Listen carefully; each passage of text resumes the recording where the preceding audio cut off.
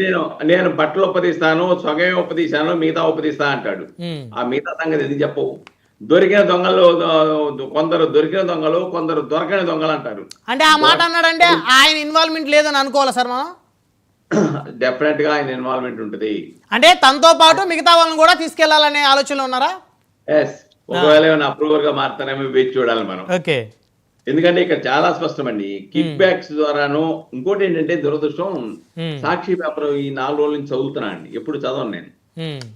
ఈ 4 రోజుల నుంచి చదువుతుంటే కేసిరెడ్డి, కసిరెడ్డి, వజ్ర ఆయన అరెస్ట్ చేశారు, ఆయన విజయసాయి రెడ్డి, వీళ్ళంతా కూడా తెలుగుదేశంతో సంబంధాలు ఉన్నాయి, తెలుగుదేశం వాళ్ళు మా వాళ్ళు కాదని చెప్పే పరిస్థితికి వెళ్ళిపోతున్నారంటే చాలా హాస్యాస్పదంగా ఉంది. అది అది అది నిజంగా హాస్యాస్పదం. తెలుగుదేశం అది చాలా హాస్యాస్పదం.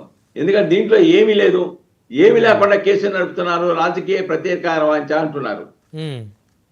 ఆల్రెడీ కోట్లాది రూపాయలు క్లియర్ గా దీంట్లో డాక్యుమెంట్స్ సహా దొరికిన తర్వాత కూడా ఇంకా తప్పించుకునే పరిస్థితి ఉంటే డెఫినెట్ గా ఈడీ ఎంటర్ అయింది కాబట్టి జగన్మోహన్ రెడ్డి గారి తాడేపల్లిని తాక్క తప్పదు. ఎందుకంటే ఫైనల్ డెస్టినేషన్ ఆయనేనా? అంతే కదా మరి. ఇప్పుడు అంటే అప్పుడు వీళ్ళు నోరిప్పాలి కదా, ఈ యొక్క లావాదేవీలు ఆయనకు సంబంధించినటువంటి కంపెనీలను టచ్ చేసినట్టు మరి ఆధారాలు బయటికి రావాలి కదా సార్. ఇప్పుడు సుప్రీంకోర్టు కృష్ణమోహన్ రెడ్డిని, ధనంజయ రెడ్డికి నీకు బెయిల్ ఇవ్వను, విచారణలో మేము జోక్యం చేసుకోము, అవును, ఇండైరెక్ట్ గా నువ్వు జైల్లో ఉండటమే కరెక్ట్ అని చెప్పింది కదా. అవును. కృష్ణమోహన్ రెడ్డి, ధనంజయ రెడ్డి తమ స్కిల్ ని కాపాడుకోవడానికి కూడా ఏదో విధంగా వాస్తవాలు చెప్పకపోతే టార్గెట్ అంతా వీళ్ళు చుట్టూ తిరుగుతుంది కదా. అవును. రెండోది, ఎవరైతే ఆడిటర్ బాలాజీ గోవిందప్ప ఉన్నాడో ఈమె భారతిరెడ్డి దగ్గర చాలా కాలం ఉంది కదా, ఉన్నాడు కదా, ఆర్థిక లావాదేవీలు చూసేది ఆయనే కదా. అవును, ఆడిటర్. సిమెంట్స్ ఇప్పుడు ఏదో షేర్లు తక్కువ ఉన్నాయని చెప్తున్నారు, కానీ మీరు వెబ్సైట్ లో చూసుకోండి, భారతీయ సిమెంట్ మేనేజర్ ఎవరు, భారతీయ సిమెంట్ డైరెక్టర్ ఎవరు చూడండి, వీళ్ళ పేరు కొనసాగుతున్నాయి. కాబట్టి ఇక్కడ చాలా స్పష్టం, అటు భారతిరెడ్డిని విచారించాల్సిందే, జగన్మోహన్ రెడ్డిని కూడా పిలిచి విచారిస్తుంది. అంటే ఇప్పుడు వీళ్ళిద్దరిని కస్టడీలోకి తీసుకొని రిమాండ్ కూడా పంపుతారు అయితే ఇంకా డెఫినెట్ గా ఆ యొక్క తాడేపల్లి అనకొండల దగ్గరికి వెళ్ళిపోబోతోంది ఈడీ. అంటే వాళ్ళిద్దరు కూడా ఈ కేసులో లోపలికి వెళ్ళారంటే ఇంకా సాక్షాత్తు జగన్మోహన్ రెడ్డి గారు వెళ్ళినట్లే అనుకోవాలి కదా సార్.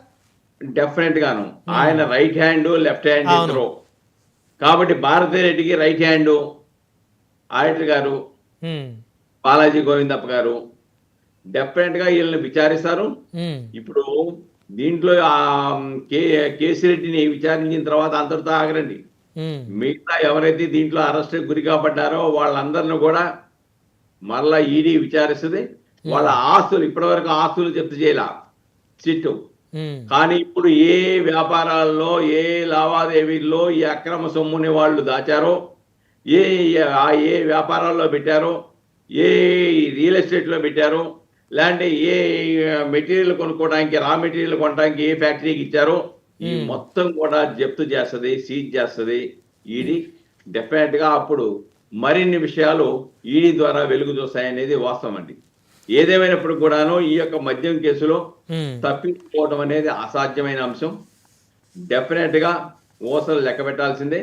ఆల్రెడీ కృష్ణమోహన్ రెడ్డి కానీ, ధనంజయ రెడ్డి కానీ, లేకుంటే బాలాజీ గోవిందప్ప కానీ, వీళ్ళు ముగ్గురు ప్రముఖులు ఆనాటి అగ్రనాయకులకి, వాళ్ళ కుటుంబాలకి మంచి సన్నిహిత సంబంధం, రైట్ హ్యాండ్, లెఫ్ట్ హ్యాండ్ గా ఉన్న ప్రభుత్వాన్ని వాళ్ళే కదా నడిపింది, మొత్తం ప్రభుత్వాన్ని నడిపింది వాళ్ళే.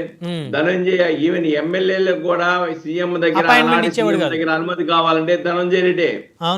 ధనంజయ రెడ్డి లేకపోతే పో అంటమే. అంత క్రియాశీలకంగా వ్యవహరించిన వ్యక్తులు ఈ రోజు జైలు పాలవుతుంటే ప్రజలకు తెలీదా?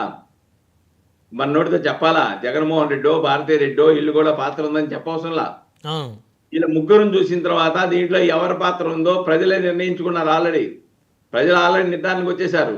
ఇంకా అధికారపూర్వకంగా ఇప్పటి వరకు 33 ముద్దాయిలు వచ్చారు వీళ్ళ ముగ్గురుతో. మిగతా ఎంతమంది వస్తారు?